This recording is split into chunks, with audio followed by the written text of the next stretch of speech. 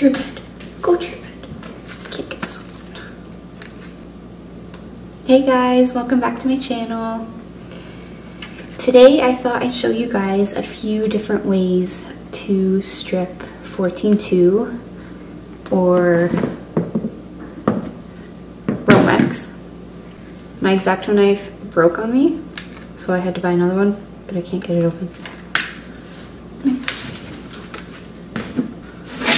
My dog was being mean to me today, so I told him to go to his bed because I don't care anymore.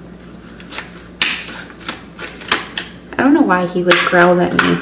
Someone came to the door, my fiance's sleeping, so I told him to go to his bed and I grabbed him on his collar and he started growling. So I don't know what that was about, but it stops. So the biggest thing I'm sure you've heard if you're in resi or residential is that you want to be quick at what you do, and the main way to get quick is to pick a way that works for you. You're going to be taught a lot of different ways to do certain things. Stripping wire will be one of them, but I'll show you 4 different ways, and I recommend that you choose one way and you practice, practice, practice. You stick with it because with time you will be good at it and you'll get quick. So I have a few different tools: my X-Acto knife, my hook knife, and these strippers.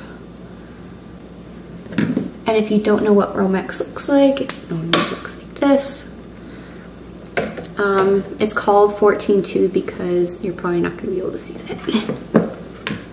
It's called 14-2 because it has 2 conductors and a ground in there. Can't really see it. But regardless of what way you choose to do it, you're going to have to get a handle on the feel, whether or not you're nicking the conductors. It's going to happen, but you'll be able to feel it out once you get used to it. So the first way I'm going to teach you is the way that I was taught at the union hall. They usually teach you the safest way to do it and the least likelihood of you nicking the wires.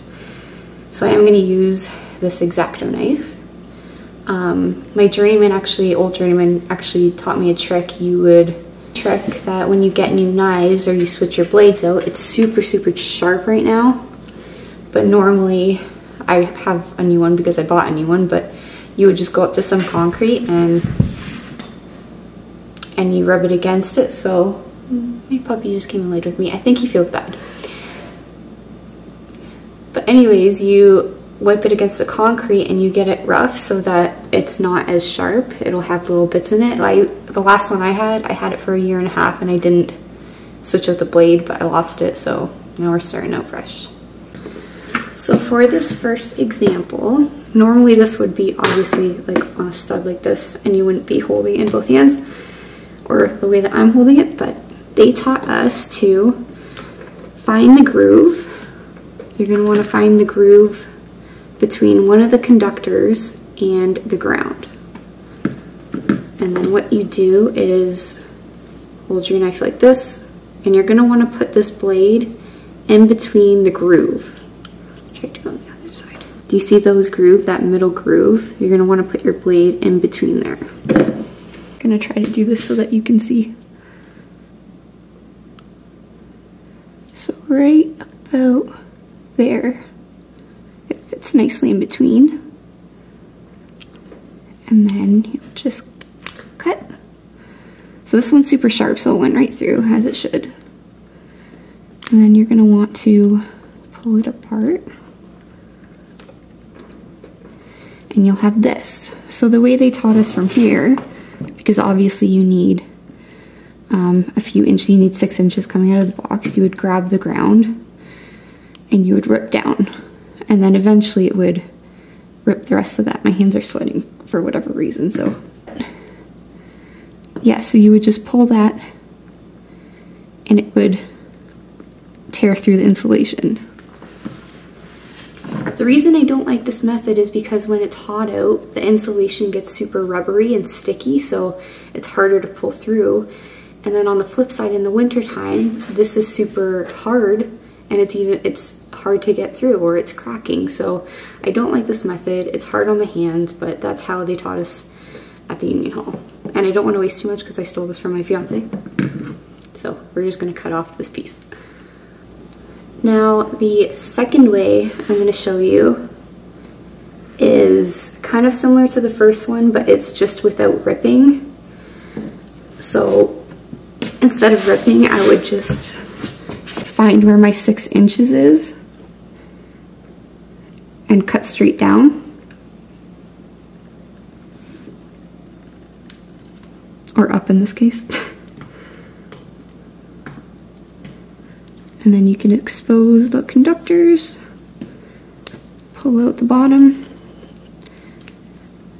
And then from here, it's hard to do because it's not obviously on a stud, but I would just take my knife and cut it upwards. Or like this is how it would be positioned in my hand. And that's it. This is such a waste, I feel bad. It's snowing here and it's April. I don't know if it's snowing for anyone else, but I'm disgusted. I hate the winter. I'm ready for it to leave. It's April. Bye. Also, I have some super exciting things coming up. I don't know if you guys like unboxing videos or new products, but I have a couple different things I am getting that are in the works that I can't wait to show you guys. So if you have any requests, please let me know for videos. I'm always open to new ideas, but stay tuned for that. So the third way that I'm going to show you is the way that most of the guys at my job site did it, or my crew. But what they did is kind of skinning it like a potato. If you're peeling a potato, it's kind of dangerous, but eventually you do get the hang of it. So for this one, normally it would be sitting on a stud like that. And I do normally grab it from this way and I turn it upwards. But it is dangerous, so wear gloves, because this is obviously, forget anything that anyone told you about not cutting towards yourself, because that's all you do. That's every single method that you do. That's why they taught us in the hall to go down and rip up, but it just takes way too long to do that. So this way, you're going to want to, here, I'm gonna move my finger just so you guys can see. But basically just very carefully strip up.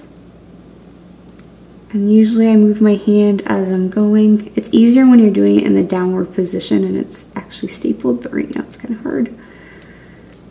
Don't eat that, Axel. Axel!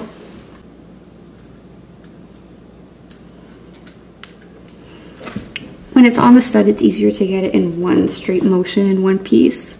So yeah, it'll look like this. You just pull it down. And then again, like this, and then you just cut it. Obviously, you can clean up these edges. But yeah, that is the third way to strip wire. Now the last and final way is my favorite. I find it the easiest. It doesn't kill my fingers. I remember I first started out and I saw someone with this tool. So I ended up getting a pair because I was like, that is sweet. It takes 2 seconds to do. It's super quick.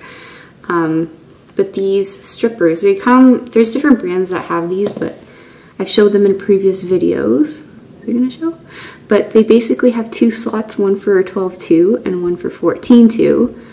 And it's the perfect shape to just barely nick the insulation, so that you nick the insulation and you pull and you're good to go. So I'll show you how to use those. Some of the older journeymen don't like these. They think that there's a higher risk, which I guess there is, of nicking the conductors, but in all honesty, I bought these and I did it one time out of the millions of times that I've done it. Like, you'll feel it if you go through it, and it's just because it's super sharp when you first buy it, but once you start using them, they start dulling down, and I think they're fine. I've never had any issues. So to use these, you're basically just going to find the 14-2 slot, which I think is that first one, and then you just clench down.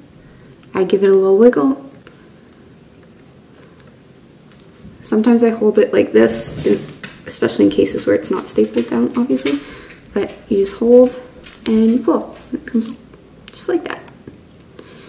And the reason I like this too is because unlike this, where you have like messy ends, this is a nice, clean, straight edge.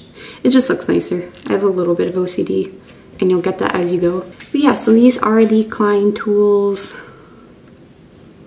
I don't know, I think they're Romex strippers. I'm not sure exactly what they're called, but they're linked in my Amazon storefront if you want to check them out. You could use this hook knife in the same manner that I used my X-Acto knife, or you could just use an X-Acto knife. These are the tools that I use. I mostly use this one, but if you're just starting out and you want to stay on the safe side, I would stick with the first method. But honestly, this is just as safe in my opinion. I would probably get like this, so you're not, get these, so you're not screaming at yourself trying to do it the other way. So those are 4 different ways to strip 14-2 Romex. I hope this video helped you guys out. Let me know if you guys have any other ways on how to strip that. That's how those are the only ways that I've seen. Yeah. Until next time, see you guys later.